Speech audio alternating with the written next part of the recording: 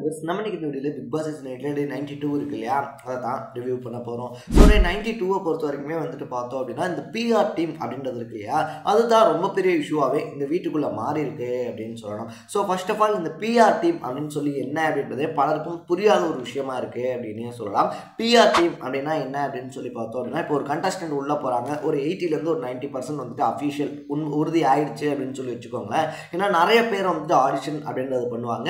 அதில் நீங்கள் அடுத்த ரவுண்டு அப்படின்னு சொல்லிட்டு ஒரு மாதிரி ஃபில்டர் பண்ணிக்கிட்டே இருப்பாங்க. ஸோ கடைசி ஒரு எப்படி சொல்கிறது, ஒரு வாரத்துக்கு முன்னாடியோ இல்லை ஒரு 10 நாளைக்கு முன்னாடியோ வந்துட்டு நம்ம உள்ளே போகிறது 100% ஷுவராக இல்லையா அப்படின்றத வந்துட்டு நம்மக்கிட்ட சொல்லிடுவாங்க அப்படின்னே சொல்லலாம். ஸோ அப்போ வந்துட்டு பார்த்தோம் அப்படின்னா ஒரு சில ஏஜென்சிஸ் இருக்காங்க இல்லையா, இந்த டெலிவிஷன் ஃபீல்டாக இருந்தாலும் சரி இல்லை சினிமா ஃபீல்டாக இருந்தாலும் சரி, நிறைய உளவாளிகள் ஸ்பைஸ் அப்படின்றவங்க இருந்துக்கிட்டே தான் இருப்பாங்க.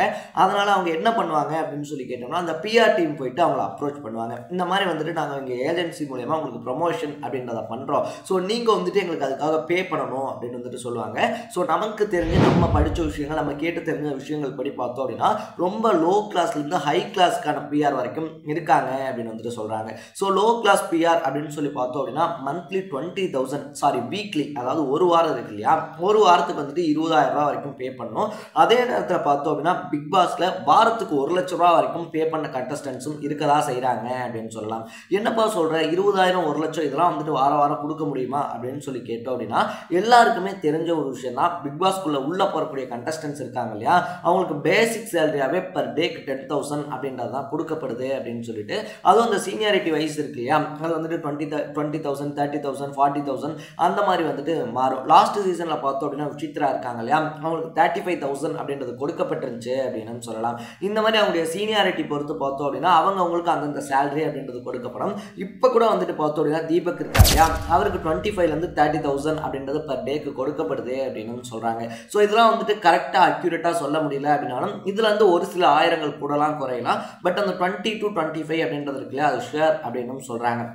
ஸோ அப்படி வரும்போது பார்த்தோம் அப்படின்னா எல்லா கண்டஸ்டன்ட்ஸுமே மோஸ்ட்லி நினைக்கிற விஷயம், அதாவது இப்போ இருக்கக்கூடியவங்க கிடையாது, அதை வச்சுக்கக்கூடியவங்க நினைக்கிற விஷயம் என்ன அப்படின்னு சொல்லி பார்த்தோம் அப்படின்னா, சரி ஓகே பிஆர் அப்படின்னா இதில் என்ன பிரச்சனை இருக்க போகுது, 1 or 2 days அந்த சேலரி இருக்கு இல்லையா, அதெல்லாம் வந்துட்டு நம்ம அவங்களுக்கு பே பண்ண போகிறோம், மீதி இருக்கக்கூடிய அந்த சம்பளம் அப்படின்றத வந்துட்டு நம்ம தான் வச்சுக்க போகிறோம். அது மட்டும் இல்லாமல் நம்மளை வந்துட்டு அவங்க ப்ரொமோட் பண்ணுறதுனால மக்கள்கிட்ட கொண்டு போய் சேர்க்கறதுனால அந்த ஓட்ஸ் அப்படின்றது விழுகும். ஸோ அதனால் நம்ம அடுத்தடுத்த வாரங்கள் அப்படின்றத வந்துட்டு கிராஸ் ஆகி போக முடியும் அப்படின்னு சொல்லி நம்புகிறாங்க அப்படின்னே சொல்லலாம். ஃபர்ஸ்ட் ஆஃப் ஆல் ஒரு விஷயம் தெளிவாக என்ன அப்படின்னு சொல்லி பார்த்தோம்னா, தமிழ் பிக் பாஸை தவிர மற்ற எல்லா பிக் பாஸ்லையுமே வந்துட்டு பிஆர் இருக்கு இல்லையா, அதுவும் ஹிந்தி பிக் பாஸ்லாம் வந்துட்டு பிஆர் அப்படின்றது மேண்டேட்ரி அப்படின்னு சொல்லி சொல்கிறாங்க. ஸோ நீங்கள் இந்த கேம்குள்ளே வரீங்க அப்படின்னா கண்டிப்பாக உங்களுக்கு பிஆர் இருக்கணும் அப்படின்னு சொல்லிட்டு ஒரு அக்ரிமெண்ட்டும் சைன் பண்ணப்படுது அப்படின்னு சொல்கிறாங்க.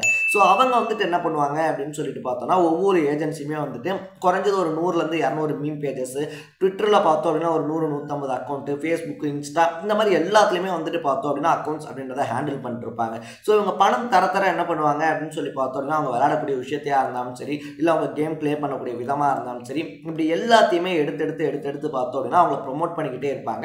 அதன் மூலியமா மக்கள் வந்துட்டு பார்த்தோம் அப்படின்னா அவங்க தொடர்ச்சியாக பார்க்கறது இருக்கு இல்லையா. ஸோ நம்ம ஒருத்தர் தொடர்ச்சியாக பார்க்குறோம் அப்படின்னா நமக்கும் அவங்க பண்ணுற விஷயங்கள் அப்படின்றது பிடிக்க ஆரம்பிச்சிடும்.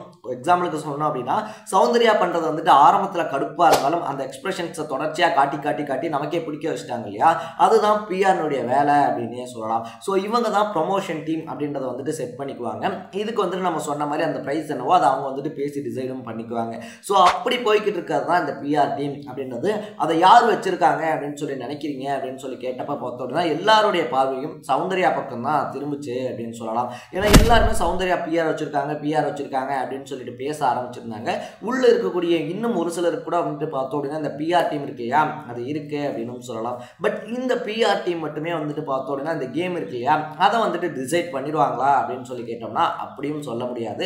மற்ற எல்லா பிக் பாஸ்லையுமே என்ன ஒரு புரிதல் இருக்கு அப்படின்னு சொல்லி பார்த்தோம்னா, உள்ள வந்த கண்டஸ்டன்ஸ் அவங்கள ப்ரொமோட் பண்ணிக்க தான் பார்க்குறாங்க. ஸோ இவங்க இப்படி பண்ணுறாங்க அப்படி பண்ணுறாங்க, சினிமாவில் இருந்து வரக்கூடியவங்க அப்படின்னா அடுத்தடுத்த சான்ஸ்க்காக ப்ரொமோட் பண்ணிக்கிறது, இல்லை உள்ள வரவங்க ஏதோ ஒரு விஷயத்துக்காக வெளியே தெரியணும் அப்படின்னு சொல்லி தான் வராங்க இல்லையா.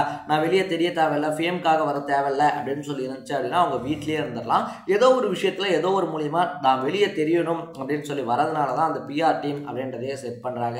ஸோ அவங்க வரும்போது பார்த்தோம் அப்படின்னா இவங்க பண்ணக்கூடிய வேலைகள் அப்படின்றது வெளியே தெரியும். அப்படிதான் சௌந்தர்யாவும் செட் பண்ணியிருக்காங்க அப்படின்னு சொல்கிறாங்க. அது சௌந்தர்யாவும் ஒத்துக்கிடவே செஞ்சுட்டாங்க அப்படின்னு சொல்லலாம். ஆமாம் நான் வச்சிருக்கேன், அவங்க வந்துட்டு என்னை ப்ரொமோட் தான் பண்ணுறாங்க, என்னை டைட்டில் வின் பண்ண வச்சிட மாட்டாங்க, மக்கள் ஓட்டு போடுறாங்க இல்லையா, அதனால தான் நான் உள்ளே இருக்கேன். ப்ரமோஷன் டீமே ஓட்டு போட்டெல்லாம் என்னை வந்துட்டு உள்ளே இருக்க வைக்க முடியாது அப்படின்ற மாதிரியும் சொல்லியிருந்தாங்க.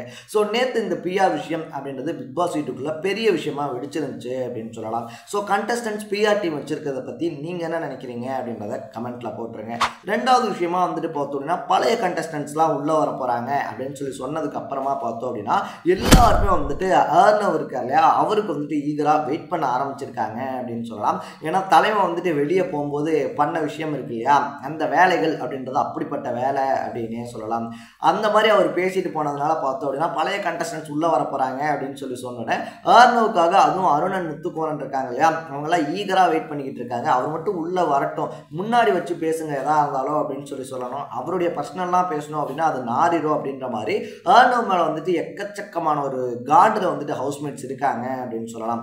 ஒரு பக்கத்தில் காண்டில் இருந்தாலும் கூட பார்த்தோம் அப்படின்னா இன்னொரு பக்கத்தில் உள்ள வரக்கூடிய கண்டஸ்டன்ட்ஸ் இருக்காங்க இல்லையா, மற்ற சீசன்ஸில் இல்லாத அளவுக்கு இந்த சீசனில் உள்ள வரக்கூடிய எக்ஸ் கண்டஸ்டன்ட்ஸ் யாராவது 2 பேர்த்த ரீப்ளேஸ் பண்ணி இந்த கேம் அப்படின்றத ப்ளே பண்ண முடியும் அப்படின்னு பிக் பாஸ் சொல்லியிருக்காரு.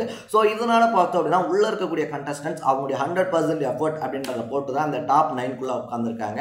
மறுபடியும் எல்லா கோட்டையும் அழிச்சு கேம் ஆடுங்க அப்படின்ற மாதிரி ஒரு ரூல்ஸ் அனௌன்ஸ் பண்ணப்பட்டிருக்கிறதுனால உள்ள வரக்கூடியவங்க இருக்காங்க இல்லையா, ஏன்னா அவங்களும் டைட்டில் வின் பண்ணணும், இந்த வீட்டில் ரொம்ப நாள் இருக்கணும் அப்படின்ற ஆசையோட வந்தவங்க தான் பாதியில் போயிருந்தாங்க.